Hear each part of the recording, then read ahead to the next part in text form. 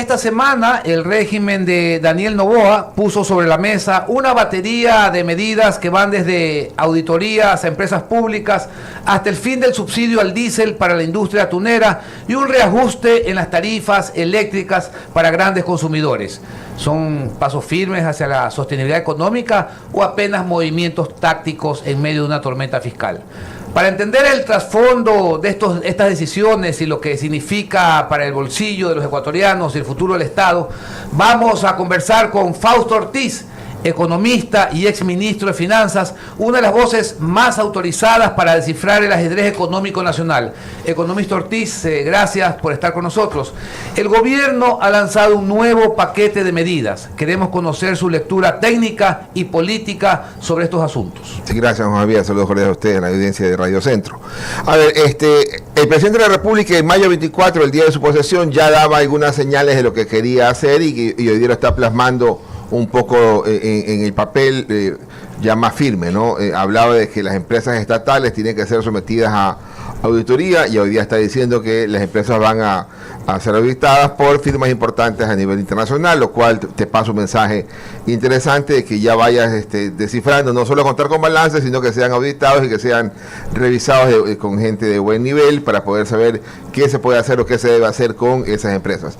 Lo otro relevante es el tema de los subsidios de combustibles. Él desmontó el subsidio de los combustibles de la gasolina Extra y Ecopaís. Hoy día ya no existe subsidio en esa gasolina y tampoco en la gasolina super. Ya en el primer trimestre de este año, por primera vez en mucho tiempo, quizás hace 20 años o más, tuvimos una situación favorable. El Estado ganó plata, como 50 millones de dólares en el primer trimestre del año, en la importación y comercialización de nafta local. Que eso, con esa nafta hacen las dos gasolinas. Entonces ya el país ganó 52 millones de dólares. ¿Antes perdía cuánto?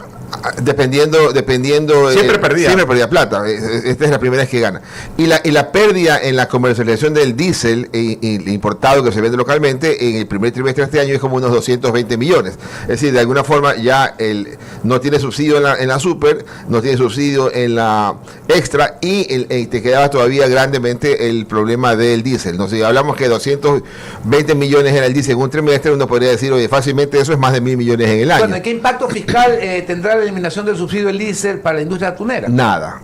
O sea, nada, porque si hablas de que el déficit fiscal es 4.000 millones de dólares, aunque la ministra diga hoy día en la prensa que puede ser 3.000, pero ese número es bastante bajito, yo creo que va más en el barrio de 4.000 a 5.000, entonces 48 millones, que es lo que le vas a quitar al sector pesquero, no le aporta mucho al sector fiscal. Por supuesto, va en la dirección que al gobierno le interesa, la parte política, es decir, no le está corrigiendo primero el subsidio, eliminando el subsidio a los que usan el transporte público, o focalizarlo y complicarles un poquito a los transportistas, estás yendo hacia el pesquero, que el gobierno señala que son 48 millones de dólares de subsidio, y argumentando que el año pasado fue un buen año, entonces por ahí les queda plata. Pero los pesqueros, en cambio, piden, mira que los pesqueros, de acuerdo al boletín que leyó Marisol a inicios del programa, ni siquiera están criticando el tema, sino que están pidiendo compensaciones. Y, por ejemplo, una de ellas es que les permitan la importación libre de diésel. Esa podría ser una buena alternativa. Claro, porque ellos te dicen, mira, el diésel acá, la calidad no es exactamente igual a la internacional, el costo de importarlo puede ser mejor si que ellos lo hacen. Y entonces está bien que ese diálogo exista, digamos, esa es la parte importante. Sin embargo, eso es más, para mí lectura es más político, pues si son que se consumen al año 1.680 millones de galones de diésel, y pensemos por un momento que eso le da una pérdida al país de los 1.680 millones, que perdamos $1 por galón, entonces estamos hablando 48 millones de ahorro de esos subsidios frente a los 1.680 millones de dólares, es relativamente poco. Es un primer paso, sí, sirve, está bien, pero hay que trabajar en eso y luego habrá que ver cómo focalizas el verdaderamente importante, que es el transporte público y el uso del diésel para otras Economista, actividades. ¿Y qué impacto puede tener eso en la industria atunera específicamente? Quitarle esos 40 y pico millones de dólares en subsidios. Le vas a pegar seguramente a la utilidad, y va a depender también el momento que estés, ¿verdad? Porque si el nivel internacional tienes un buen precio, entonces puedes asumirlo de mejor forma que si tuvieras un mal precio. Pero en todo caso, en los últimos años no han sido exactamente años bollantes para la industria pesquera, y también tendrán que ellos que decir, oye, oiga, vamos a tener que cambiar alguna flota que sea mucho más eficiente y sirve, digamos, ¿no? Ellos sabían desde hace mucho tiempo que este día les iba a llegar, digamos. En todo caso les ha llegado y también están hablando, oye, hagamos alguna cosa gradual, dame chance de que yo tenga algún esquema para decir, ya voy a pedir crédito, voy a llegar, aunque era un tema que estaba bastante anunciado. Economista, mientras el anuncio de los atuneros, usted lo califica más como un tema de principios, de ir descartando fases para luego ir al grueso del subsidio del diésel, también se anunció la creación de una tasa para el sector minero que recaudaría 229 millones, que según lo poco que sabemos al respecto, está encaminado a mejor control y mayor participación de minería legal. ¿Cree usted que estos 229 millones pueden ser eficientes en ese sentido o cuál es su visión? La gente de la minería legal, ¿verdad? También ha salido a decir al gobierno, oiga, cuéntenos un poquito más de qué se trata, ¿no? Parece que las medidas el gobierno las ha lanzado y quizás no ha socializado completamente las medidas. En principio, desde afuera, ¿te parece bien que pongas una tasa para controlar la minería legal, para evitar que la gente vaya hacia la minería ilegal y de alguna forma ir controlando? O sea, desde afuera te suena bien. Hay que checar internamente la minería cómo lo va a tomar. Lo importante es que en ese sector, que hoy día son solamente dos grandes mineras las que hacen minería a gran escala, le genera al país al año 3.000 millones de exportaciones. Ojalá la entrada de unas 2 o 3 de proyectos adicionales pueda darte otros 3.000 millones más en exportación, digamos. Entonces, y si esto ayuda a que eso se vaya formalizando y combatiendo los otros tipos de minería que afectan al tema del medio ambiente, entonces yo creo que va en buena dirección, pero ahí hay que conversarlo y ahí creo que hay buenos voceros en la minería para poder chequear. Ahora, esos proyectos convendrían a un mayor crecimiento económico. El Banco Central ha estimado que más o menos va a ser de 2.8%, otras instituciones financieras son un poco más cautas con respecto a esta cifra. ¿Cuál es su visión al respecto? Sí, el presidente en el debate, y eso quizás también hay que checar, fue el debate, hablaba de 4% de crecimiento económico. El Fondo Monetario hablaba de 1.7, y cuando el Fondo Monetario dice 1.7 dice vas a seguir como país en el camino del ajuste. Pero el Banco Central dice, mira, yo creo que es 2.8. Entonces el Banco Central dice voy a rebotar, como el año pasado caímos 2%, este año vamos a crecer un poquito más que la caída, y yo creo que el número del central es más cercano a la realidad. Mi número inclusive es arriba del 3%. Pero eso siempre que no ocurra, que el gobierno implemente algún esquema nuevo de impuestos. La ministra Moya hoy día decía en televisión que los impuestos podrán venir este año o el otro, digamos. Entonces esperemos que esté hablando para el Fondo Monetario Internacional más que para nosotros, ¿no? En el sentido de que al fondo le diga este año o el otro, pero que la realidad sea más el otro que ¿no? Economista, una pregunta precisamente hablando de oportunidades y de crecimiento. El día de hoy el ministro Luis Alberto Jaramillo va a viajar a Washington a participar en una ronda de negociaciones con representantes de los Estados Unidos. ¿Ve usted en esta guerra que parece existir de arancelaria entre Estados Unidos y China una oportunidad para las exportaciones del Ecuador? Y si es así, ¿qué tendríamos que hacer para aprovecharla? A ver, en principio salimos bien librados, ¿no? Hubiera sido terrible que Estados Unidos diga a Ecuador y al resto de países le ponemos el 10% de tasa arancelaria base, pero los que tienen TLC con Estados Unidos no les ponemos nada. Entonces eso sí nos hubiera puesto una desventaja competitiva con Colombia, por ejemplo, en un producto importante que es flores, digamos, ¿no? Pero al aplicarnos a todo el mundo la misma tasa, 10% de base, entonces nos golpea, pero a todos por igual.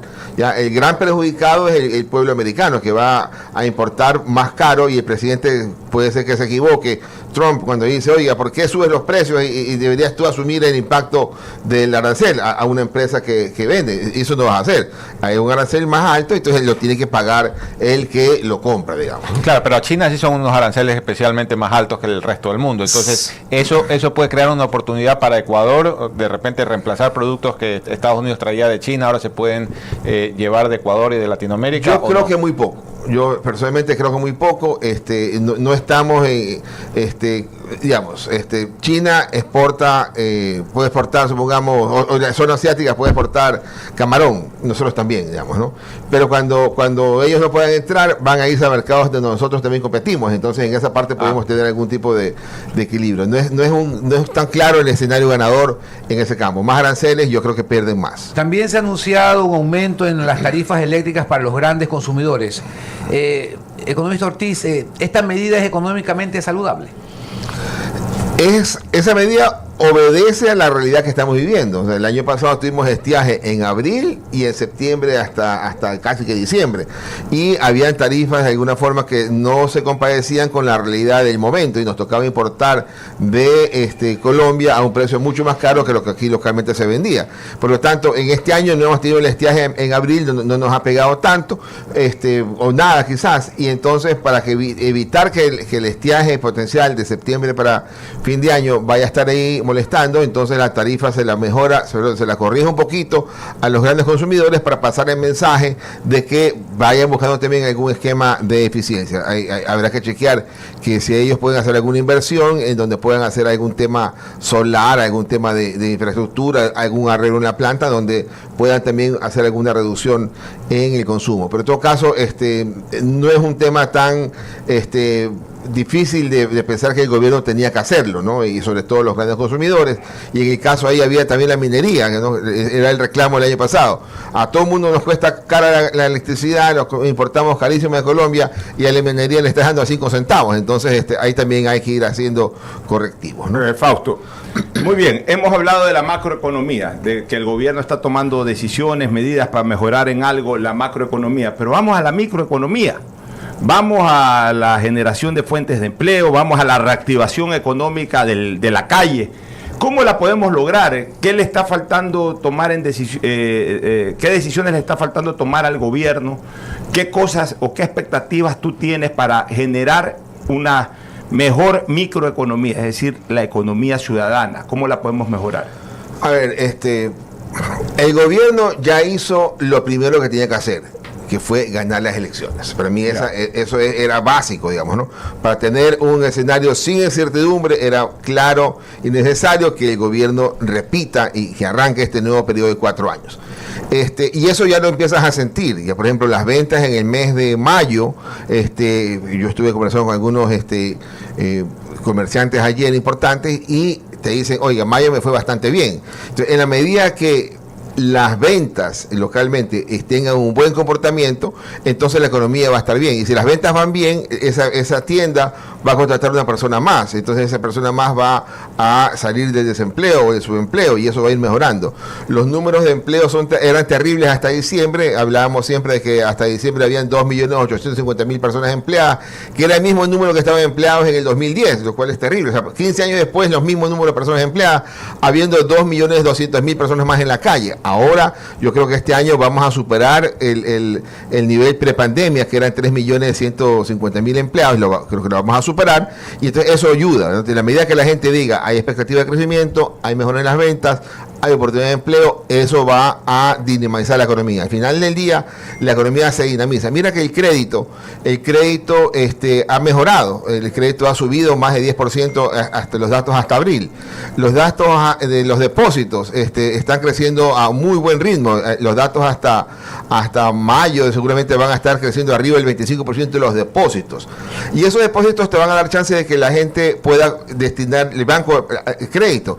Y el mercado de valores también está activo, digamos. El mercado de valores, ¿qué ha ocurrido? Ha mejorado la negociación de bonos corporativos casi en un 60% hasta el mes de abril. Eso quiere decir que la gente está tomando en serio la reactivación, la reanimación de la economía, y eso nos sirve muchísimo. Economista, otra pregunta que va de la mano con esta, pero más a lo macro, la gestión del presupuesto, la ejecución del presupuesto. ¿Qué nos puede decir al respecto? ¿Cómo está el gobierno de Daniel Noboa? Claro, está iniciando un periodo de 4 años, pero es una continuidad.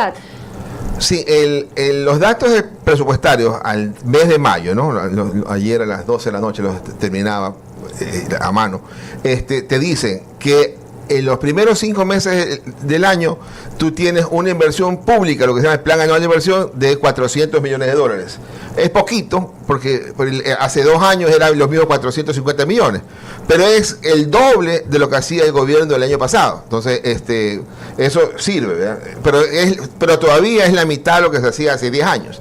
Pero sirve que sea mejor que el año pasado y tienes tú todavía 7 meses por delante para seguir incrementando. ¿Qué otra cosa más se ve interesante? Tienes tú una muy buena recaudación tributaria, ¿no? Entonces, los impuestos siguen siendo importantes, van en récord frente a la historia en expresión en dólares.